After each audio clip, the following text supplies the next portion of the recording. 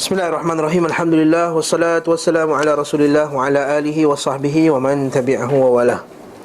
Tersambung kitab Tauhid, muka surat 773, Fathul Majid. Pada bab iaitu mereka mengingkari nikmat Allah Subhanahu wa taala. Relevannya bab ini dalam masalah akidah iaitu bagi orang yang telah mendapat nikmat daripada Allah Subhanahu wa taala, kemudian dia menisbahkan nikmat tersebut kepada makhluk dan melupakan siapa pemberi mun'im yang sebenar, yang beri nikmat yang sebenarnya, maka itu adalah termasuk perkara yang boleh merosakkan akidah. Walaupun mungkin tak jatuh kafir, mungkin tak jatuh kafir, tak jatuhkan syirik akbar, namun dia merosakkan kesempurnaan akidah. Dan kita telah tengok dalilnya. Yang pertama sekali Allah Ta'ala sebut dalam Al-Quran dan surah An-Nahl ayat 83, ya'rifuna ni'matallahi thumma yunkirunaha wa aktharuhumul kafirun.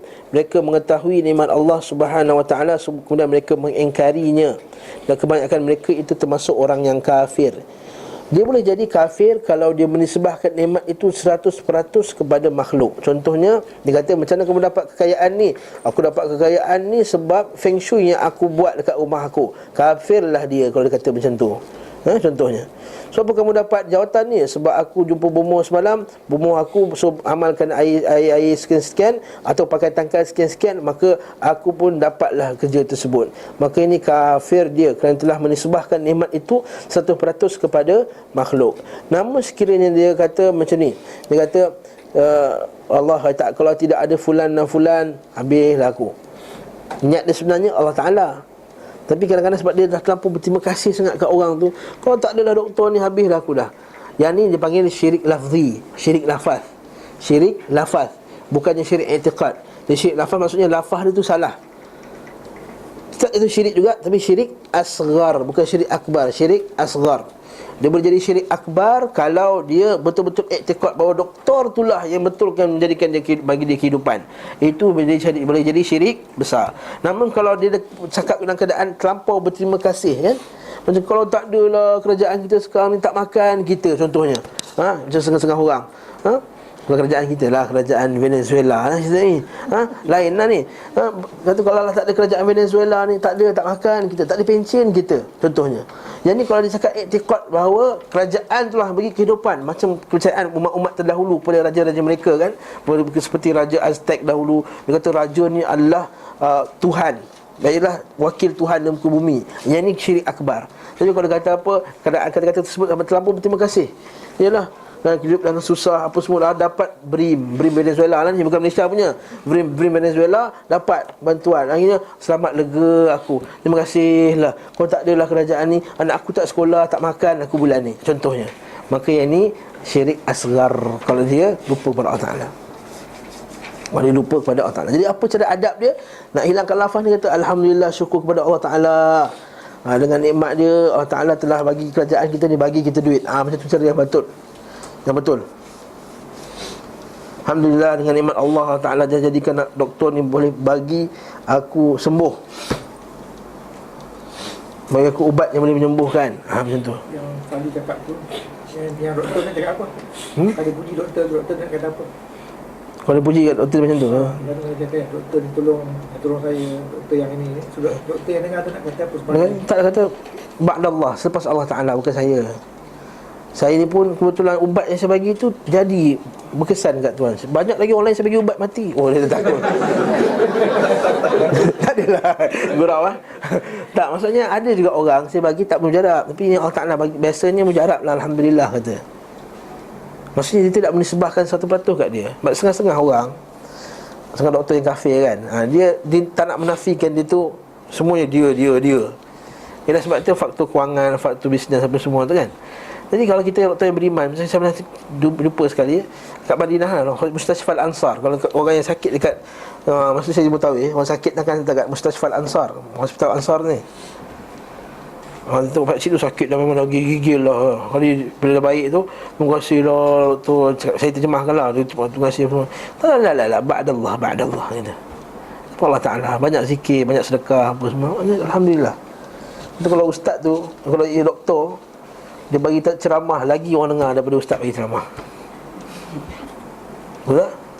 Kalau doktor kata pagi ni sakit ni boleh baik kalau kita banyak sedekah, banyak puasa, banyak ni. Mesti confirm. Lepas tu sedekah dan pergi masjid, balik hotel terus sedekah. Ustaz pun dah cakap sebelum tu, sedekah lah kepada ni. Wah, tak kena. Tak sedekah. Tak, ni contoh, tak semua macam tu lah, sebahagiannya. Okey, kita sambung pula asar yang kedua, iaitu musyad 773 tu. Wa qala Abu al-Abbas ba'da hadis Zaid bin Khalid alladhi fihi anna Allah Ta'ala qala asbaha min ibadi mu'min bi wa kafir. الحديث وقد تقدم وهذا كثير في الكتاب والسنة يذم سبحانه من يضيف إنعامه إلى غيره ويشرك به. قال بعض السلف هو كقولهم كانت الريح طيبة والملاه حاذقا ونحو ذلك مما هو جار على ألسنة كثير. Abu al-Abbas berkata setelah mengupas hadis Zaid bin Khalid yang telah lewat, di dalamnya terdapat firman Allah Ta'ala, sebahagian dari hamba-Ku ada yang beriman kepadaku dan sebahagian yang lain kafir. Tahu tak hadis tu hadis apa? Hadis berkenaan dengan hujan, bukan? Nabi SAW satu hari pagi sesuai subuh, lepas subuh Nabi berpaling. Dia kata malam tadi, kata Allah Ta'ala, malam tadi ada sebahagian hamba-Ku mu'minun bi wa kafirun bi. Ada sebahagian hamba-Ku yang beriman kepadaku dan kafir kepada aku. Iaitu sesiapa yang mengatakan hujan malam tadi disebabkan Allah Subhanahu Wa Taala, maka dia telah beriman kepadaku, dan kafir, iaitu engkar, kafir kepada bintang-bintang. Dan sesiapa yang mengatakan hujan malam tadi disebabkan bintang-bintang tertentu, maka dia telah beriman dengan bintang-bintang dan telah kafir kepada aku. Nampak tak? Maksudnya dia menisbahkan hujan tadi disebabkan bintang-bintang ni jatuhnya hujan, contohnya. Dia lupa yang Allah Ta'ala yang turunkan. Maka yang ni Nabi kata kafir bi wa mu'min bi, kafir pada aku, iaitu ini hadis kudusi. Ini dia kata hadis Zaid bin Khalid yang dimaksudkan dalam perenggan ni. Faham tak? Faham ke hadis tadi? Faham ke hadis tadi? Jelas ya? Hal ini banyak terdapat dalam Al-Quran maupun Sunnah. Allah Subhanahu Wa Ta'ala mencela orang musyrik, orang yang syirik kepadanya dengan menisbahkan nikmat-nikmat kepadanya. Di antara kaum salaf yang mengatakan, iaitu seperti kata mereka, anginnya enak, nakhodanya tangkas. Maksudnya apa? Itu berkenaan dengan orang naik kapal apa semua ni. Dia kata, oh sebabkan apa kita ni bagus? Sebab angin kuat, sebab dia punya driver bagus. Bukan kata Allah Ta'ala yang memudahkan perjalanan tu. Dia kata apa sebab sampai ni? Yelah driver mantap, kereta bagus, apa semua. Lupa Allah Ta'ala. Dia tak tahu kalau kereta bagus pun, kalau jam, ada aksiden, lambat juga sampai. Kalau driver yang bagus, tapi kalau driver tu mengantuk, terpaksa berhenti tepi jalan juga, tidur 1 jam, nak hilangkan mengantuk. Ini kata Allah Subhanahu Ta'ala punya. Maksud kat sini kita tak boleh menisbahkan 100% kepada makhluk. Perkataan Syekhul Islam menunjukkan bahawa hukum ayat ini adalah umum tentang orang yang menisbahkan nikmat kepada selain Allah dan mengakukan sebab-sebabnya datang dari selainnya, sebagaimana disebutkan dalam perkataan ulama tafsir dan sebagainya. Guru kami rahimahullahu berkata, di sana ada 2 hal yang saling bertentangan dalam hati, dan ucapan ini juga disebut sebagai ingkar nikmah. Dia sebagai kufur nikmah. Dia panggil kufur nikmat. Jadi bukan kafir, dia panggil kufur nikmat. Jadi dia kata boleh jadi kafir bila kufur nikmat tu apa? Syirik asghar lah, bukannya syirik akbar. Syirik asghar lah. Dia bukan dia kata kafir keluar dari Islam. Maksudnya kufur ni 2 jenis kufur kan? Satu kufur keluar dari Islam, satu kufur tak keluar dari Islam. Kufur nikmat ni keluar dari Islam ke? Tak, tapi dia kufur asghar. Kufur asghar maksudnya berdosa besar juga. Tapi sekali lagi, kalau dia iktiqad 100% bahawa benda makhluk tersebutlah yang bagi nikmat, maka itu menyebabkan boleh jadi syirik akbar, keluar dari Islam. Namun kalau hatinya masih lagi beriman Allah Ta'ala yang bagi nikmat tadi, tapi dia melampau, tersilap dalam lafaz, maka kita kata itu syirik asghar. Dia sama macam bersumpah kepada selain Allah. Maka dia bersumpah yang sebut lah, banyak kali sebut. Dia kata I swear kan, I swear, macam tu lah, by the moon and the sky tu, dia sumpah macam tu. Bila sumpah macam tu, adakah jatuh kafir atau tak kafir? Kata Nabi SAW, man halafa bi ghairillah faqad kafara aw asyrak. Siapa bersumpah pada selain Allah Ta'ala, maka dia telah kufur atau musyrik. Man kana halifan falyahlif billah wala tahlifu bi abaikum. Jangan kamu buat ummahatikum, jangan kamu bersumpah dengan nama bapa kamu ataupun dengan nama mak kamu, maka bersumpah di atas nama Allah. Wa man halafa bi ghairillah, maka siapa bersumpah pada selain Allah Taala, maka ucapkanlah la ilaha illallah. Ucap la ilaha illallah sebagai kafarah dia. Kat sini, adakah bersumpah selain Allah Taala tu kafir? Kat sini ulama bahagikan dua. Satu syirik akbar, satu syirik asghar. Satu syirik akbar kalau betul-betul ketika dia bersumpah tu dia i'tiqad bahawa orang benda yang disumpah tu benda yang betul hebat, yang bawa manfaat dan mudarat macam Allah Taala. Itu syirik akbar. Seperti kita kata demi matahari sumpah, dia anggap matahari dah beri kehidupan, matahari dah beri manfaat, matahari dah beri mudarat, maka kat situ dia kufur syirik akbar. Tapi kalau dia sumpah kata demi matahari, maksudnya sebab dia kata matahari tu hebat, tapi dia bawa i'tiqad bahawa Allah Ta'ala tu lebih hebat matahari. Cuma ni kata lafaz, syirik lafaz, maka ni kata syirik asghar. Aku sumpah dengan kubur mak aku, I swear by my mother's grave, kan putih kalau kata kan. Ini juga termasuk dalam perkara syirik asghar. Ni kita bagi contoh sebahagian daripada al-manahi al-lafziyah, lafaz-lafaz yang boleh bawa kepada syirik besar ataupun syirik asghar. Ini termasuk jugalah menisbahkan nikmat kepada. Nanti kita akan tengok lagi bab lain pula nanti, bab yang lagi 2-3 bab akan datang, bab berkenaan dengan mengutuk angin, mengutuk cuaca. Itu juga syirik. Tapi ada bab syirik besar, ada bab syirik kecil. Kata bila keluar je, oh damn hujan. God damn hujan. Nak pergi main golf ni hujan pula. Contohnya. Contohnya lah. Itu apa hukumnya? InsyaAllah pada babnya. Bab seterusnya, bab, dia faham bab nikmat tadi? Cepat-cepatlah khatam cepat-cepat sikit kitab ni. Babun qaulillahi ta'ala, qaulullahi ta'ala, fala taj'alu lillahi andadan wa antum ta'lamun. Jangan kamu jadikan bagi Allah itu sekutu-sekutu sekiranya engkau mengetahui.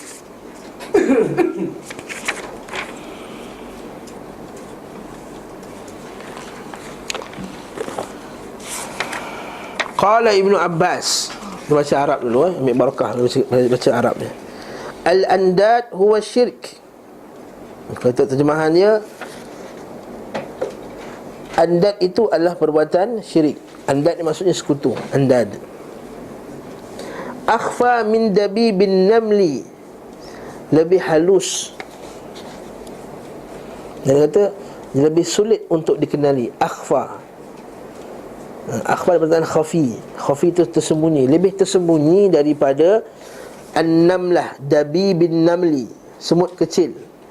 Ala safatin saudaa, di atas batu hitam. Bisa dengar ni kan? Fi zulmatil lail, dalam kegelapan malam. Wa huwa an taqul, iaitu kamu mengatakan wallah wa hayatika ya fulan wa hayati. Itu seperti ucapan demi Allah dan demi kehidupanmu. Ini sumpah. Nampak tak? Demi Allah dan demi kehidupanmu. Disumpah sekali dengan makhluk. Wahai fulan, serta demi hidupku, demi negara yang tercinta, kucurahkan bakti penuh setia. Contohnya, ada masuk tak dalam tu? Masuk tak? Ya ke? Wallahu a'lam. Nanti kita akan huraikan nanti, bukan babnya. Betul tak lagu tu? Demi negara yang tercinta, kucurahkan. Demi tu. Demi itu apa? Demi itu sumpah ke ataupun kerana?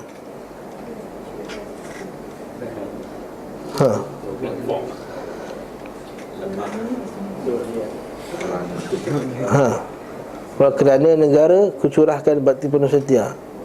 Demi raja yang disanjung tinggi, kesetiaan tak berbelah bagi. Kepada pemimpin, rendah nyanyi lagu ni, ingat tu. Kepada pemimpin, kepada rakyat kan. Demi raja, demi ni termasuk tak dalam ni? Boleh jadi kan? Sebab kalau demi raja, kerana raja. Nak bagi sedap ayat lagu. Sebab demi masa Melayu maksudnya apa? Sumpah kan? Ini diksi. Pemilihan kata yang melampau. Wah, ni bahasa Melayu kan. Pemilihan kata melampau untuk menunjukkan betapa sayangnya kat dia tu, kerana tu. Itu bahagian daripada sastra. So, entah pendapat tak, bukan sumpah. Tak sumpah. Bukan pengakuan sumpah. Sebab tu saya pun confuse dengan lagu tu. Mungkin pakar-pakar bahasa kena hadir depan lah, menghuraikan maksud demi tadi Sebab macam inilah dalam Islam ni, apa-apa lafaz yang mengconfusekan orang pun balik kita elakkan. Kan? Kan bila para sahabat kata, ya Rasulullah, bantu kami menghadapi orang musyrikin, kan? Ya Rasulullah, bantu kami menghadapi orang musyrikin. Buat istighasah. Orang munafik, bantu kami menghadapi orang munafik. Nabi kata, aja'altani lillahi niddan, kamu jadikan aku ni, Allah Ta'ala tu ada sekutu. Sekarang kalau ikut logik dia, Nabi boleh tak bantu dia menghadapi orang munafik? Tak, Rasulullah boleh tak? Boleh. Rasulullah datang, Rasulullah pergi bantai orang munafik apa semua, boleh. Dari segi logik ni boleh. Tapi permintaan tadi membawa lafaz yang macam seolah kau nak minta tolong macam mana ni? Adakah macam kau minta tolong Allah Ta'ala? Disebabkan ada kekeliruan lafaz tadi, maka ditutup awal-awal. Kita ajar ta'lil betul. Kalau kita baca syarah dia, nanti kita Syekh Shalih Al-Utsaimin kata, nampak tak lafaz ini walaupun kemungkinan bukan mereka maksudkan mereka nak minta tolong Nabi macam mereka minta tolong Allah Ta'ala, tapi Nabi SAW menutup jalan bagi orang. Sebab tu kita kata bila badat ya Rasulullah, kan? Madat ya Rasulullah, madat ya Rasulullah tu, kemungkinan dia kata taklah, mana kita bukan minta tolong Allah, Rasulullah kita minta tolong Allah, tapi kita sebut Rasulullah sebagai Rasulullah juga boleh bantu kita akhirat kelak, ketika syafaat akhirat kelak nanti. Betul tak? Nampak dia cuba benda tu mengelirukan orang sampai nanti tak terjadinya realisasi kepada iyyaka na'budu dan iyyaka nasta'in tadi. Nasta'in hanya kepada engkau kami minta pertolongan. Jadi kat situ Nabi kata, aja'altani lillahi niddan, innama la yustaghathu bi, tak istighatsah kepada aku, tak minta pertolongan macam tu kepada aku. Innama yustaghathu billah, minta tolong kepada Allah Ta'ala. Hari ini dihasankan oleh sebahagian para ulama, walaupun sebagian ulama pandang hadis dhaif, tapi sebagian ulama pandang hadis ni hasan. Okey, baik. Nampak tak? Jadi kalau bagi saya, walaupun mungkin itulah bentuk sastra untuk sebab apa? Alasan sastra ni diguna juga oleh pembuat-pembuat kasidah-kasidah. Nampak? Macam bila kita kata, bila dia dalam syair Burayah Busiri yang dinyanyikan di masjid-masjid ni, Masjid Taqwa nyanyi, masjid ni pun nyanyi juga. Minta maaf sebut pasal cakap je. Dia nyanyikan lagi, dia kata apa? Wa ilmuka ila man aludhu bika fi yaumil hadathil amami. Pada siapa lagi nak minta tolong ketika harinya tersebarnya segala kesusahan dan gudah gulana. Dia kata, ni syirik ni. Kata, takkan masa hadis Nabi kata masa hari tu kan kita semua pergi jumpa Nabi Adam, jumpa, nampak tak? Nampak tak? Dia nak cuba, dia confusekan suasana kat sana dengan suasana dekat muka bumi ni, nampak tak? Maka masa zaman tu kan orang semua teruk jumpa Nabi Adam, tak boleh bagi jumpa Nabi Nuh tak boleh, Nabi Ibrahim tak boleh, Nabi Musa tak boleh bagi syafaat, Nabi Isa jumpa Nabi SAW, Nabi boleh bagi syafaat. Jadi kalau kat situ pun Nabi boleh, kat dunia, nampak tak? Sebab dia menimbulkan kekeliruan tadi. Itu juga. Itulah dia kata, wa ilmuka ilmul lawhi wal qalami, dan ilmu kamu wahai Muhammad ilmu lawh wal qalam, ilmu lauh mahfuz dan ilmu qalam. Ilmu qalam ni baca hadis Nabi kan, perkara pertama yang Allah Ta'ala cipta ialah qalam, dan Allah Ta'ala suruh tulis sebenarnya yang akan terjadi daripada hari ini, daripada hari yang Allah Ta'ala ciptakan qalam tu sampai hari kiamat. Dalam syair tu kata, wa ilmuka, ilmumu wahai Muhammad ilmu lauh wal qalam. Bila kita kata macam ni, tak, ini maksudnya mubalaghah. Nampak tak? Unsur melampau dalam memuji Nabi. Dia tak maksudkan Nabi itu tahu lauh mahfuz. Dia tak kata Nabi itu tahu ilmu qalam. Tapi yalah, kita kata Nabi itu tahu banyak benda sampai unsur. Nampak tak? Ni dia kata, bukankah Quran itu juga daripada lauh mahfuz? Dia kata macam tu. Bukankah hadis juga daripada lauh mahfuz? Nampak?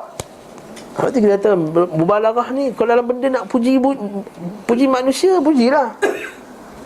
Kau ni bagai buntang, bulan, planet, macam apa semua, apa macam kau ni macam cantik, kau ni macam planet mustari, apa cakap macam mana pun nak puji, macam mana pujilah.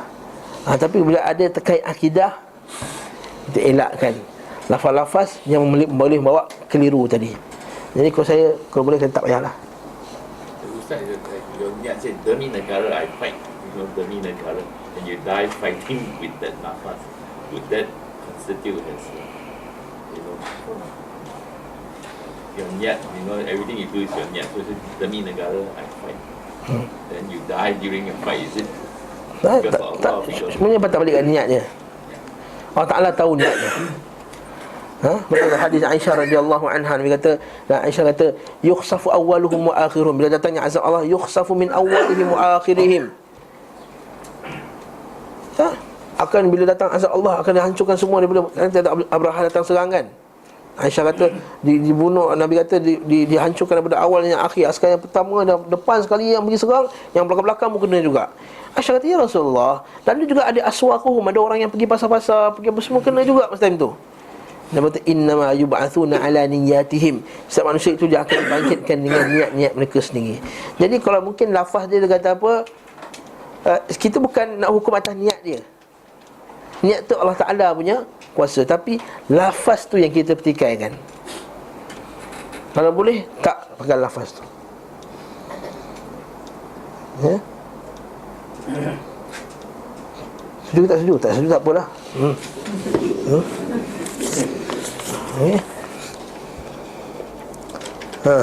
Itu walaula wa taqul laula kulaibatu hadza la atana lusus.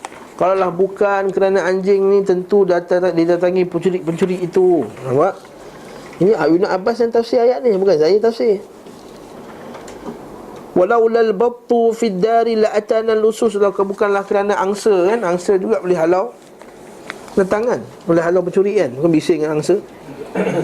Orang KL tak tahu, tak jumpa, tak tengok angsa saja. Angsa dia kejar orang tu. Sakit tak kalau dia patuk tu. Dia sudu kan. Wa qalu ar-rajul li sahibihi ma syaa Allah wa syi'ta. Nampak tak? Seperti kehendak Allah dan kehendak kamu. Tak boleh. Wa qala ar-rajul laula Allah wa fulan. Kalau bukan kerana Allah dan kerana fulan. Kalau lah bukan kerana dia ni dah, aku dah sesat dah. Tak boleh kata macam tu. Ba'dallah. Betul kita selalu kata macam tu. Guru-guru kami, ustaz kita, bila kita kata, Allah kalau takkan diri ni lah, aku tak tahulah apa jadi. La. Ba'dallah. Maksudnya apa? Selepas Allah, baru boleh kata macam tu. Ba'dallah. Hadza kulluhu bihi syirkun. Nampak, ini semua adalah syirik padanya. Ini kata Ibn Abbas. Kita tengok huraian nanti. Adakah syirik begitu, syirik akbar? Ada perbincangan. Adakah syirik besar? Bincangannya. Wa an Umar bin Al-Khattab radhiyallahu anhu, Ibnu Umar Al-Khattab radhiyallahu anhu, anna Rasulullah sallallahu alaihi wasallam qala, Rasulullah SAW telah bersabda, man halafa bi ghairillah faqad kafara wa asyrak. Siapa bersumpah dengan Allah Taala maka kufur ataupun syirik. Hadis hasan.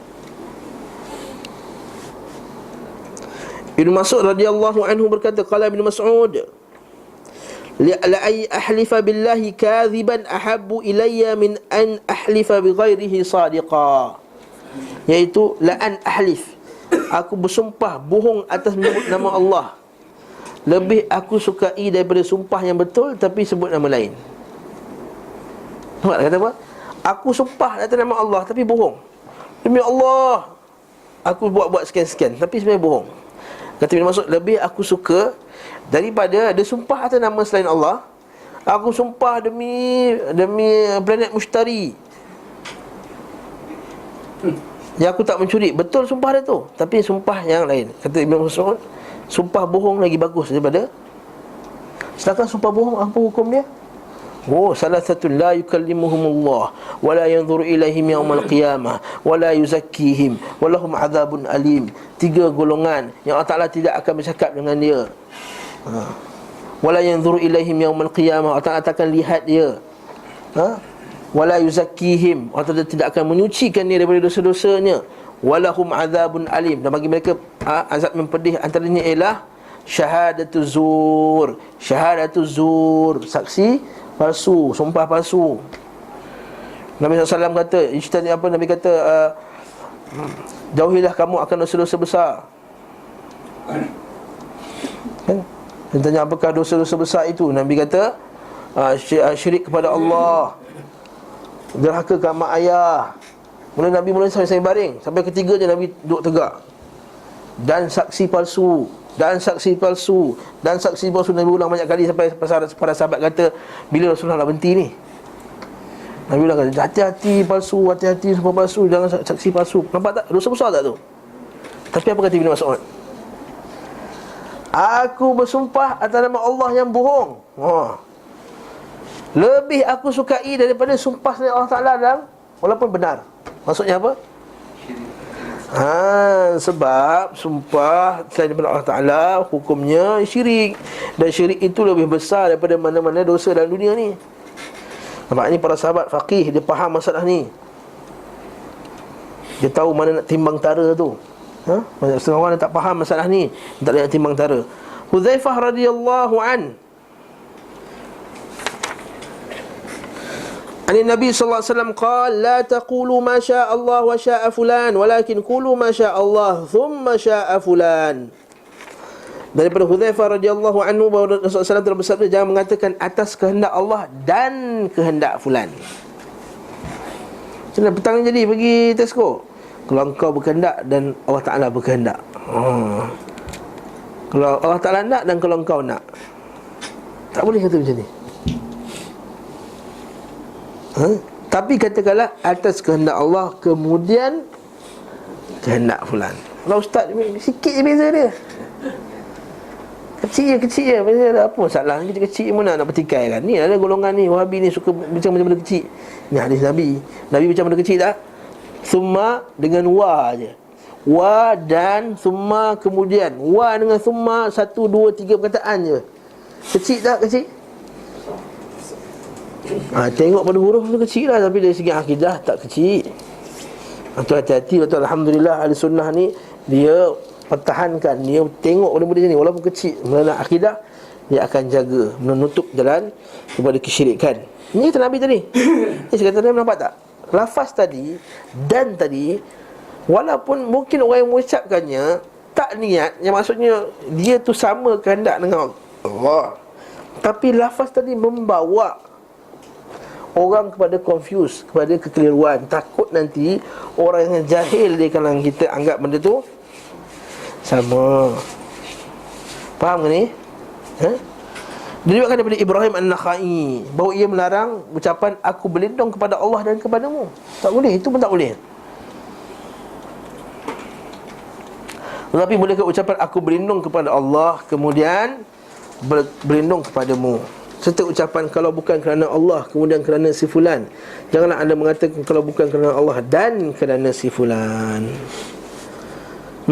Jadi semua tajuk yang kita bacakan tadi, lafaz-lafaz tadi, diletakkan bawah satu tajuk apa dia? Dan jangan jadikan bersama Allah itu ada sekutu-sekutu. Nampak tak? Lafaz ni kita kata al-manahi al-lafziyah, lafaz-lafaz yang dilarang. Larangan-larangan dari segi lafaz. Al-alfaz al-manhiyah anha, lafaz-lafaz yang dilarang daripadanya. Sebagainya boleh buat syirik besar, sebagainya boleh buat syirik kecil. Mari kita baca pula huraian ni. Boleh lagi ni? Masih jam setengah dah ni. Boleh tak? Sikit ya. Kita ikut doktor lah. Fala taj'alu lillahi andadan wa antum ta'lamun. Maka janganlah kamu membuat andad, sekutu-sekutu. Andad ni jamak niddun. Single dia nun dal niddun. Jadi jamak dia andad. Bukan nidak tu lain, nidak tu panggilan. Nid dia, nid dia.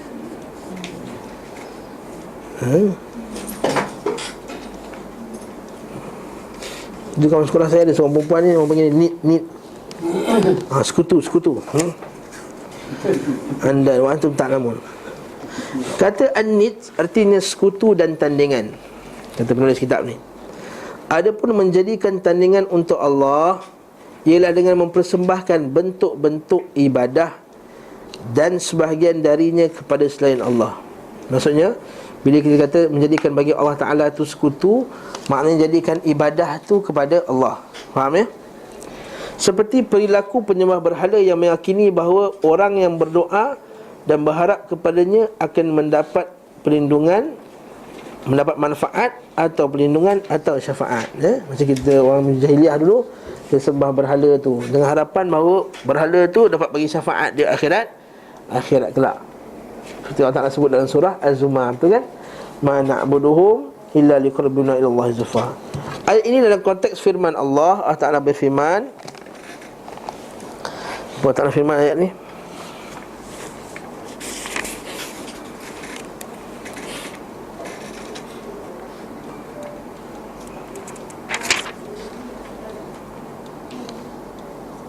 oh ini surah Baqarah tu lah. Ya ayuhan nasu ubudu, wahai manusia,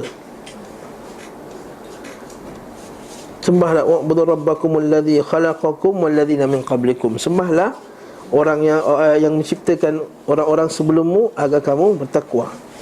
Alladzi ja'ala lakumul arda firasya, yang jadikan bumi itu sebagai hamparan, was samaa binaa, dan langit itu sebagai atap.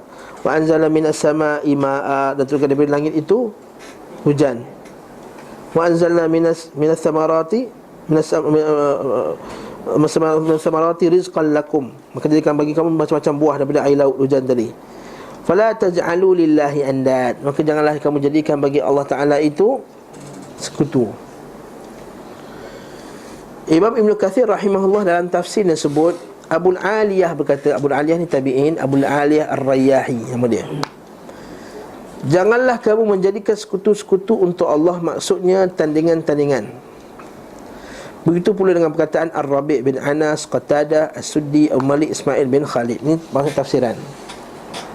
Ibnu Abbas berkata dalam menafsirkan ayat, maka janganlah kamu membuat andad sekutu untuk Allah, padahal kamu mengetahui bahawa Allah Ta'ala itu Maha Esa. Maksudnya, janganlah kamu menyekutukan Allah sama sekali dengan tandingan-tandingan yang tidak memberi manfaat ataupun bahaya, mudarat. Sedangkan kamu mengetahui bahawa tidak ada Tuhan yang memberi rezeki kepadamu, dan kamu telah mengetahui bahawa apa yang disuruhkan oleh Rasul kepadamu berupa tauhid adalah ajaran yang benar yang tidak diragukan. Maksudnya jangan jadikan Allah Ta'ala itu sekutu. Maknanya jangan kamu jadikan ada orang macam Allah Ta'ala, makhluk macam Allah ni yang boleh bagi manfaat dan mudarat. Ya betul, manusia boleh manfaat. Saya bagi duit, manfaat tak? Saya lempang orang tu, mudarat tak? Tu ustaz, manfaat dan mudarat. Maksud dia manfaat dan mudarat, macam mana Allah Ta'ala bagi manfaat dan mudarat. Manfaat dan mudarat yang diberi oleh makhluk ini ialah manfaat dan mudarat yang terhad. Faham tak? Paling kuat pun saya boleh lempang, paling kuat saya boleh sepak, paling kuat saya boleh tarik gaji, paling kuat itu je. Tapi boleh tak saya bagi penyakit? Tak boleh. Saya boleh bagi nikmat, kesihatan, kebahagiaan. Sebenarnya tak boleh. Sebab itulah kita kata bomoh-bomoh setengah tu, kita iklan dan setengah-setengah surat khabar tu kata ada masalah keluarga tak tenteram. Apa? Keluarga tak tenteram, masalah tak bahagia, apa semua ni. Tak bahagia tu kau nak buat apa? Apa yang kau nak buat? Kau nak bagi kaunseling. Kalau kaunseling tak syirik lah. Masalahnya bukan bagi kaunseling ataupun nak bagi urut, bagi badan kuat lagi ke, bagi lebih bahagia. Bukan itu. Dia akan bagikan dia punya jampi-jampi dia tertentu supaya kononnya dengan buat tersebut lebih bahagia. Ini syirik. Itu menjadikan bagi Allah, bagi manfaat dan bagi mudarat. Itu maksud manfaat mudarat tadi. Jangan silap faham. Setengah orang dia lebih buruk dengan kita macam tu. Ini saya bagi manfaat kat ustaz ni RM1. Tak. Manfaat dan mudarat macam Allah Ta'ala bagi manfaat dan mudarat. Betul tak kita kata minta pertolongan kepada makhluk tak boleh? Ini tadi ustaz tolong bukakan pintu, tolong tu. Dia minta tolong, kata iyyaka na'budu wa iyyaka nasta'in. Lalu buruk kita balik. Hanya kepada Allah lah kita minta pertolongan. Jadi jangan minta tolong aku buka pintu.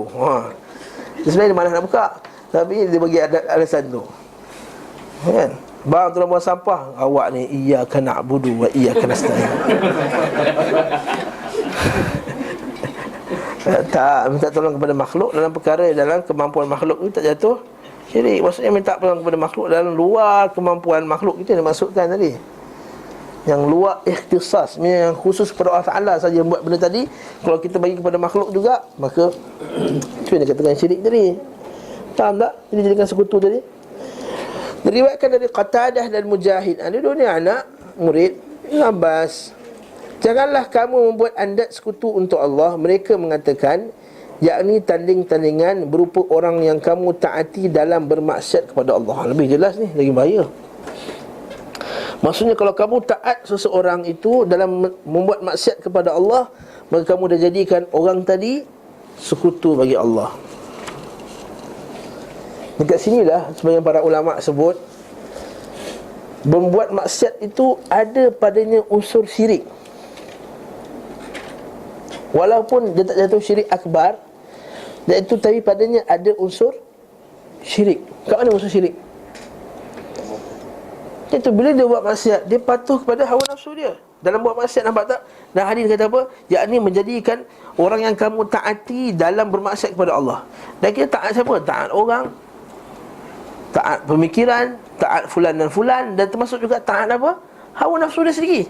Jadi itu Allah Ta'ala kata apa dalam Quran? Afara'aita man ittakhadha ilahahu hawah. Allah Ta'ala lihat pada orang yang menjadikan hawa nafsunya sebagai tuhannya. Kata ulama tafsir Ibn Abbas dan lain-lain, iaitu orang yang tak peduli bila buat satu perkara halal atau haram, dia langgar saja, menjadikan hawa nafsunya sebagai Tuhan. Nampak tak? Sebab itulah kata Mujahid tadi, iaitu orang yang taat kepada orang yang buat maksiat, taat kepada makhluk dalam buat maksiat kepada Allah. Tapi sekali lagi kita huraikan, ini tak termasuk dalam syirik akbar, ini syirik asgar. Ibn Zaid berkata, andad adalah Tuhan-Tuhan yang mereka sembah selain Allah, yang mereka memberi bahagian kepadanya seperti mereka bahagian kepada Allah. Seperti membahagi bahagian cintanya kepada makhluk sama dengan cintanya kepada Allah. Dia sayang Allah. Lepas tu kita tengok nanti dalam surah Al-Baqarah ada kata apa? Allah sebut, wa minan nasi man yattakhidhu min dunillahi andadan yuhibbunahum ka hubbillah. Dan antara manusia ini ada menjadikan bagi Allah Ta'ala itu sekutu-sekutu. Mereka ini cinta sekutu tadi, berhala-berhala tadi, macam cinta kepada Allah. Maksudnya dia cinta ke Allah tak? Dia cinta. Ini ayat ni nak jelaskan ni. Dia cinta Allah Ta'ala, cinta. Tapi walladzina amanu asyaddu hubban lillah. Orang beriman tak boleh cintanya kepada Allah dengan makhluk sama. Tak boleh. Walladzina amanu asyaddu hubban lillah, lebih cinta kepada Allah. Tapi cinta dimaksudkan ialah cinta ibadah. Apa cinta ibadah? Apa yang cinta biasa dengan cinta ibadah? Cinta ibadah ni, cinta termasuk padanya al-khudu', kerendahan, wa tadallul, penghinaan diri, dan kebergantungan hati, yang sangat hati dia cinta sangat sampai mana-mana pun teringat je. Ini kita kata cinta yang boleh merosakkan akidah. Apa tadi? Cinta yang ibadah, iaitu padanya ada merendahkan diri dan penghinaan diri kepada benda tersebut, makhluk tersebut. Macam ni Ustaz, contoh ni macam ni Ustaz, macam cintanya sebahagian orang kepada wali-wali di kuburan. Apa dia buat? Dia sujud kat kubur tu, dia jaga, dia nazar kat kubur tu, dia sayang kat satu wali tu. Dia wali itulah segala-galanya. Dia anggap kalau dia cakap benda tak elok nanti wali tu dengar. Nampak tak? Ini ada ghayatul hub wa ghayatul dhul. Nampak tak? Ada padanya kerendahan jiwa yang terlampau-lampau sangat. Nak kahwin kena melalui dia punya guru dulu. Kalau kahwin tanpa melalui guru dia, seolah-olah dia dah langgar tak sayang guru dia. Mana ada? Para sahabat ada kahwin yang tak beritahu Nabi pun. Betul tak? Ini yang dia kahwin dengan apa tu? Dengan janda tu kan. Lepas kenapa tak kahwin dengan anak dara? Nampak Nabi kata, Nabi declare awal. Maksudnya dia kahwin sebelum Nabi beritahu Nabi. Habis tu orang kata sahabat tadi, kau lagi sayang kepada Nabi bila sahabat lagi sayang. Jangan kata macam tu. Nampak tak? Para sahabat pun tak tahap macam tu. Maksudnya Rasulullah aku nak kahwin dengan dia ni, okey tak? Tak ada. Macam dia nak minta nasihat. Dia minta nasihat macam seorang sahabat sahabiah. Nanti tanya Rasulullah macam mana Hindut, Muawiyah macam mana, seorang lagi macam mana. Dia ni tak pernah turun tangan daripada tongkat. Maksudnya saya suka pukul, dan seorang lagi kedekut. Nabi beritahu jawapan. Maksudnya itu nak minta nasihat tu yang cerita. Ini mesti nak melalui guru dia, apa semua. Tak betul. Nak suruh guru dia scan dulu. Yang sebut dalam kuliah dulu kan, guru dia punyalah ta'assub pada gurunya. Setiap kali anak nak nikah, dia bawa calon dia tu, calon anak dia tu, jumpa guru dia, supaya guru dia scan. Aku scan dia, guru dia pula. Nak scan orang, aku scan kau pula. Inna lillahi wa inna rajiun. Ini kata andadan. Ini andad ni, andad. Patutnya nak kahwin istikharah kepada Allah. Ini istikharah kepada tok syekh dia. Bukan minta nasihat, nak suruh scan. Mana insya-Allah Taala lah. Minta nasihat lain. Nasihat ustaz macam ni okey tak? Mesnya aku test Fatihah dia. Itu lain cerita. Itu lain. Allah alam besar. Faham dunia online dia tu. Kadang-kadang orang tak faham ni. Dari Ibnu Abbas yang dikatakan, maka jangan kamu membuat andad sekutu bagi Allah, maksud serupa dengannya. Mujahid berkata, maka janganlah kamu membuat andad sekutu bagi Allah sedangkan kamu mengetahui, maksudnya kamu mengetahui bahawasanya dia adalah Tuhan yang Maha Esa dalam Taurat dan Injil. Iaitu kamu tahu maksudnya Allah Ta'ala ni tak disekutukan, wahai orang Kristian dan Yahudi sekian. Tapi kenapa kamu buat juga bagi Allah Ta'ala tu ada anak dan juga sekutu, maksudnya. Disebutkan hadis yang berkenaan dengan makna ayat yang mulia ini, iaitu hadis yang diriwayatkan oleh Musnad Imam Ahmad bin Ahmad. Ni last dah ni. Dari Al-Harith Al-Ash'ari bahawasanya Rasulullah SAW telah bersabda, sesungguhnya Allah Subhanahu Wa Taala menyuruh Yahya bin Zakaria dengan 5 kalimah supaya dia mengamalkannya dan supaya menyuruh Bani Israel agar mengamalkannya. Sebelum datang kuliah saya jin, kita pernah baca hadis ni. Akan tetapi dia hampir saja lambat melakukannya. Nabi Yahya dia lewatkan. Maka berkata Isa kepadanya, sesungguhnya Allah menyuruhmu dengan 5 kalimah supaya kamu mengamalkannya dan supaya kamu sampai kepada Bani Israel supaya mengamalkan 5 kalimah tersebut, 5 arahan tersebut. Kalau kamu tak nak sampaikannya, biar aku yang sampaikan. Maksudnya Yahya, kalau kau slow sangat, biar aku buat. Itu ayat dia. Yahya kata, wahai saudaraku, sesungguhnya aku khawatir kalau engkau mendahului aku akan disiksa atau ditenggelamkan. Maksudnya kalau engkau buat, aku tak buat, nanti aku disuruh dihisap oleh Allah Ta'ala sebab tak menjalankan tugas menyampaikan tadi. Nampak tak? Ini kata-kata dalil bahawa orang yang ada ilmu dia kena sampaikan sebelum tiba masa nanti. Kalau dia tak sampaikan kat orang, Allah Ta'ala akan hisap kat dia nanti. Kenapa kau tak sampaikan kat orang ilmu yang kamu tahu? Ini Nabi Yahya. Nabi SAW bersabda, lalu Yahya bin Zakaria mengumpulkan Bani Israel di Baitul Maqdis sehingga mereka memenuhi masjid. Lalu Yahya duduk di atas mimbar dengan memuji Allah dan menyanjungnya. Dalil bahawa khutbah itu mesti start dengan puji Allah. Ini bukan sunnah Nabi Muhammad SAW, ini sunnah para anbiya sejak zaman dulu lagi. Ini ada setengah orang tak suka khutbatul hajah. Dia kata sikit-sikit khutbatul hajah, sikit khutbatul hajah. Innal hamdalillah nahmaduhu wa nasta'inuhu wa nastaghfiruh tu. Sesungguhnya Allah menyuruhku dengan 5 kalimah supaya aku mengamalkannya dan supaya aku menyuruhmu untuk mengamalkan. Yang pertama, hendaklah kamu menyembah Allah dan tidak menyekutukannya sama sekali. Kerana perumpamaannya seperti seorang membeli seorang budak dari harta peribadinya sendiri berupa emas atau perak, lalu hamba itu bekerja dan menyerahkan penghasilannya kepada selain tuannya. Maksudnya Allah Ta'ala bagi perumpamaan macam orang yang syirik ni, kita ada pekerja, maid lah contohnya, ataupun pekerja lah, kita bagi upah apa semua, gaji dia beratus-ratus bagi makan. Kemudian rupanya dia pergi kerja rumah orang sebelah. Aku bayar gaji, dia pergi rumah kerja orang sebelah, buat apa dia kata? Marah tak kita? Pandai pula kita marah. Bila buat syirik, tak apa, redha, ni perbezaan pendapat kata. Faham tak? Ini bukan setakat pekerja, ini hamba. Ini orang tak nak bagi perumahan. Siapakah di antara kamu yang merasa senang kalau hambanya seperti itu? Nampak? Semua akan marah, betul tak? Sesungguhnya Allah telah menciptakan kamu, beri rezeki kepada kamu, maka sembahlah dia dan janganlah kamu menyekutukan dengan sama sekali pun.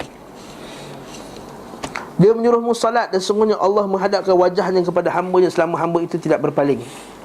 Ini salat, Allah Ta'ala ada kat depan kita. Bukannya Allah Ta'ala duduk depan. Maksudnya Allah Ta'ala memberikan perhatiannya kepada kita selama tidak berpaling. Malam yaltafit. Berpaling tu boleh faham 2 cara berpaling. Satu berpaling apa? Fizikal. Yang kedua berpaling hati. 2. Orang fizikal pandang kiri kanan, pandang kiri kanan ketika solat. Tengok orang pakai kain apa, gajah duduk, 2000 benang, ini telekung Mekah, ini telekung Indonesia, ini telekung Jakarta, ini telekung tudung Mel, macam-macam contohnya. Ini contoh. Yang kedua, berpaling hati. Hati dia fikir sana sini, melewang apa semua. Bila ustaz nak habis ni apa semua contohnya. Contohnya lah, itu dalam solat ni bukan. Ini dah kuliah, tak dalam solat. Jadi imam ni apa, baca panjang sangat contohnya. Imam baca panjang sangat, imam ni apa tak, macam-macam lah. Imam baca macam apa tak, ni hati dia teringat rumah apa semua dah macam-macam lah. Dia menyuruhmu untuk berpuasa. Perumpamaannya itu seperti seorang mempunyai kantong minyak wangi misk, kasturi di dalam bajunya. Semua orang mendapatkan bau wanginya, bahawa bau mulut orang berpuasa sungguh lebih wangi di sisi Allah daripada bau misk. Maksudnya orang puasa tu macam bau dia wangi. Dia menyuruhmu untuk bersedekah, dan perumpamaannya seperti seorang ditawan musuh. Lalu musuh itu mengikat kedua tangannya di lehernya, menyerahkannya kepada orang supaya menebas lehernya. Kemudian orang itu berkata kepada mereka, apakah kamu menerima jika aku memberikan tebusan diriku kepadamu? Lalu dia pun dibebaskan. Maksudnya orang yang sedekah ni macam orang yang dalam keadaan dia telah ditangkap, nak tunggu nak kena pancungnya. Lalu dia kata apa? Nah, aku ada duit sebagian ni, ambillah, lepaskan nyawa aku. Oleh itu orang yang sedekah tu seolah telah melepaskan nyawa dia daripada diazab di akhirat kelak. Cantik. Dia menyuruhmu supaya berzikir kepada Allah, kepadanya, dan perumpamaan itu seperti orang yang dikejar-kejar musuh. Lalu ia mendatangi benteng, dia pergi duduk dekat satu tembok dan berlindung dalamnya. Sesungguhnya seorang hamba akan lebih aman daripada syaitan jika ia berada dalam zikir kepada Allah. Apa poin kat sini tadi? Yang mula-mula tadi, syirik tadi. Jangan mensyirikkan Allah Ta'ala. Mana mahalul syahid, tempat ni mana poinnya? Poinnya iaitu jangan buat syirik kepada Allah. Cukuplah. Nanti kita sambung lagi hadis ni pada kuliah yang akan datang, surat 781 ni. Panjang lagi hadis ni. Situ muslak lebih. Kesimpulan yang kita buat iaitu lafaz-lafaz yang kita sebutkan tadi itu adalah lafaz-lafaz yang boleh membawa kepada syirik. Cuma belum diperincikan lagi syirik besar ke syirik kecil. Nanti insya-Allah pada kuliah akan datang. Kalau katakan ampun orang kulit, tak ada masalah. Allah kata idza ja'ukum tastaghfir lahum. Kalau mereka datang kepada kamu, yastaghfiru fastaghfarka, minta ampun kepada engkau, maka ampunkanlah mereka. Boleh. Sebab itu minta ampun kesalahan-kesalahan yang kita buat kat dia. Tapi jangan tazallul. Dia dengan raja ni jangan tazallul wal khudu'. Sebab masuk ibadah ialah ghayatul hub wa ghayatul dhul. Masuk ibadah itu ialah cinta yang sempurna dan penghinaan diri yang sempurna. Saya bagi contoh yang paling senang, pengikut Kim Jong Il. Korea punya, nampak tak? Kecintaan dia kepada raja dia tu macam macam gila, macam orang gila tau. Macam cinta juga artis ni kepada orang-orang barat ni kepada artis mereka, betul tak? Kat Kobe bunuh diri, dia pun nak bunuh diri juga. Macam tu gilanya dia orang. Nak pergi tengok Beckham sanggup melacurkan diri setengah-setengah orang. Ini kita kata penghinaan diri tadi. Jangan pula depan raja diri ni rasa hina, lebih hina daripada pacal patik lah, pacal yang hina apa. Jangan, itu ghayatul dhul, jangan. Ini semua ghayatul dhul, tak boleh. Itu macam mempertuhankan, tak boleh. Ada pun minta maaf tuanku, apa kesalahan hamba ni, patik ni lah duduk kat negara tuanku ni selalu buat kesalahan, langgar traffic light, apa semua, kadang-kadang langgar double line. Dan ini kesalahan juga ni, kesalahan kepada raja, betul tak? Jadi patut minta ampun lah kat negeri tuanku ni. Kadang-kadang pergi ambil buah kan, tepi-tepi jalan tu, ini semua tanah-tanah tuanku kan. Dalam kurungan dalam kurungan lah contohnya. Ini tu minta ampun kat dia lah. Wallahu a'lam bissawab. Tapi setakat ni saya tak pernah jumpa lagi lah kalam yang kata benda tu syirik. Allahu a'lam. Ada ustaz kata benda tu syirik lah? Tak ada. Setakat ni tak pernah lagi lah. Allahu a'lam. Kalau ada bagi tahu, saya tahu ilmu tak sampai kat saya. Wallahu a'lam bissawab. Kita boleh rehat kejap seperti ustaz. Ada pengumuman pula. Ustaz Muaz kat atas, Ustaz Falan dekat atas. Syirus Katrada petang ni insya-Allah. Pukul 11.30 nanti Ustaz Qamar. Tajuk dia Sang Penceramah Penyebar Hadis Palsu. Pukul 11.30 dia tu kita akan membongkar ustaz-ustaz penyebar hadis palsu ni. Mungkin tak sebut nama, tapi akan sebut apa hadis-hadis yang biasa dia sebutkan untuk menghalalkan sebahagian perbuatan mereka. Seperti hadis-hadis berkenaan dengan sesiapa yang pada hari maulidku menyebarkan makanan apa semua, maka dia telah melakukan ibadah. Ini semua ada hadis palsu yang disebarkan oleh ustaz-ustaz kita, terutama sekali dekat TV Al-Hijrah tu lah. Minta maaf. TV Al-Hijrah ada Radio Aikim. Itu penyebar tu. Entahlah nak cakap apa, cakap lah. Kemudian khusus sifat solat Nabi Ustaz Rasul, insya-Allah 2 hari bulan. Jadi siapa nak belajar solat Nabi sallallahu alaihi wasallam, ikut hadis Nabi, strict ikut hadis Nabi sallallahu alaihi wasallam, 2 hari bulan Mac, iaitu minggu depan. Minggu depan insya-Allah, Ahad minggu depan pukul 2 petang sampai 5.30 petang. Kita buat dekat sini tu. Kat depan ya. Ustaz Rasul Dahri, insya-Allah taala ada buku dia akan diberi, insya-Allah. Barakallahu fikum wa jazakumullahu khaira. Sebelum tu ada satu lagi ceramah khas, iaitu pada Khamis minggu depan kita ada tetamu khas daripada Arab Saudi, iaitu Syekh Muhammad Al-Awaji daripada Madinah, pakar sejarah Madinah. Dia akan buat satu pembentangan tajuk hadis-hadis, kisah-kisah berkenaan dengan hijrah Nabi dan kesahihan cerita Tala'al Badru Alaina. Betul ke para sahabat dulu main gendang Tala'al Badru Alaina yang nyanyi sekarang ni? Jadi insya-Allah pada hari Khamis minggu depan pukul 8.30 malam dalam bahasa Arab dan diterjemahkan oleh ustaz kita, iaitu Al-Fadhil Ustaz Ridwan Rajendra, insya-Allah. Pukul 8.30 malam. Itu dia insya-Allah. Wallahu alam. Assalamualaikum warahmatullahi wabarakatuh.